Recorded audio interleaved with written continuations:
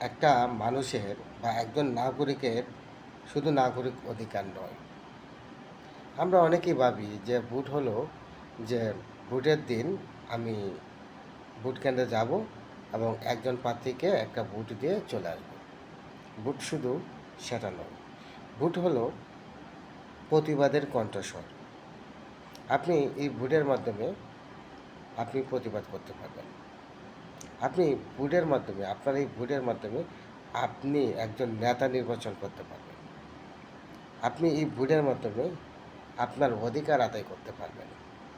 Vote এমন একটি ভাষা, এমন একটি বিষয় যেটার মাধ্যমে আপনি গোটা দেশের সমাজ ব্যবস্থাকে, গোটা রাষ্ট্র ব্যবস্থাকে পরিবর্তন করতে পারবেন। এবং এই ভোটের মাধ্যমে আপনি এমন একজন নেতা নির্বাচিত করবেন যে আপনার পক্ষে সর্বোচ্চ পর্যায়ে সে কথা বলবে এবং কাজ করবে। ভোট শুধু মানুষের নাগরিক অধিকার নয়, ভোট হলো দাবি আদায়ের কণ্ঠস্বর।